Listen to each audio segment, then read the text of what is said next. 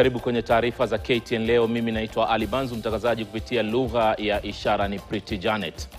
Ni miaka mitatu sasa tangu Rais William Ruto achukue hatamu za uongozi. Ajenda ya mfumo wa bottom up ambao hapo awali ilitangazwa kama mabadiliko makubwa kwa taifa la hasla, sasa ajenda hiyo inaonekana kuterereka.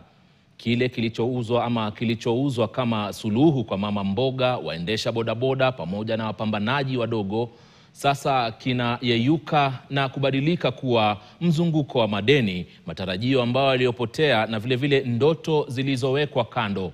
Je, Rais William Ruto ametimiza au ameharibu?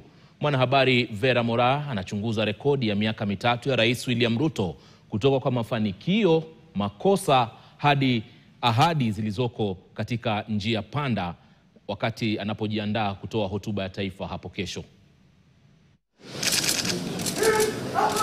Rais anapojitayarisha kuhutubia taifa Alhamisi, Wakenya wengi wakiwemo mama mboga, waendesha bodaboda, wakulima wadogo na wapambanaji kwa ujumla, yani walengwa wa agenda ya bottom up, bado wanasubiri serikali itimize ahadi zake. Tulikubaliana mambo ya bottom up. Wale wako chini tuwainue, ndio sisi wote tuishi kama ndugu. Tulikuwa tuna matarajio kubwa sana, lakini mpaka saa hii ile pesa watu walikuwa nayo ni kama imetoka kwa mfuko. Hiyo watu wabuka ndio wanafinyilio hivi. Sasa kusema walisema, lakini matendo bado hatujaona sisi. Upatikanaji wa mikopo nafuu ilikuwa ahadi kuu katika manifesto ya Kenya Kwanza. Hustler Fund, ambayo hapo awali ilihusishwa na mapinduzi ya kifedha, sasa inazongwa na zaidi ya shilingi bilioni 6 za mikopo isiyolipwa. Na pengine ikihisi muda wa ahadi zake unayoyoma, serikali ya Kenya Kwanza ilizindua mpango wa Nyota ili kusudia kuangazia vijana, lakini kinyume cha vigezo vyake vinazima mwanga huo wa kuwafungia vijana nje waliomaliza elimu ya sekondari. Wakati huo ukosefu wa ajira bado unawafuata vijana licha ya ahadi ya uundaji ajira kupitia makazi ya uchumi wa kidijitali. Kila ward tutakuwa na ICT hub.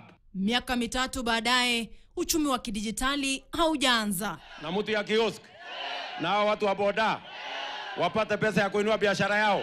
Wakenya wanajua vyema kwamba mara tu rais anaposhika kipaza sauti wakati wa hotuba yake, sauti hubadilika na kuwa kampeni kali, huku akitetea miradi yake anayoipenda. Miradi ya makazi nafuu ambayo anasisitiza inabadilisha maisha, lakini takwimu zinanong'ona ukweli mchungu. Kwani matozo ya ushuru ya makazi kutoka kwa mishahara yanahisiwa na wengi kama kodi bila maelezo.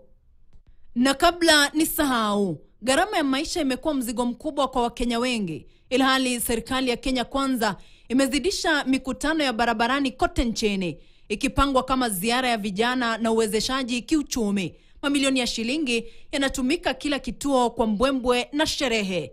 Hivi karibuni, karibu shilingi bilioni 1 ilitumika katika tukio moja huko Ikulu. Swali linabaki, je, hii ni serikali yenye rasilimali nyingi au inayohangaika kununua tena imani ya umma?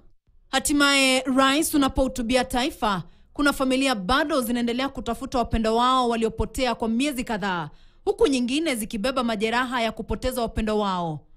Rais, ulikuwa umeahidi kwa nguvu kushughulikia jambo hili.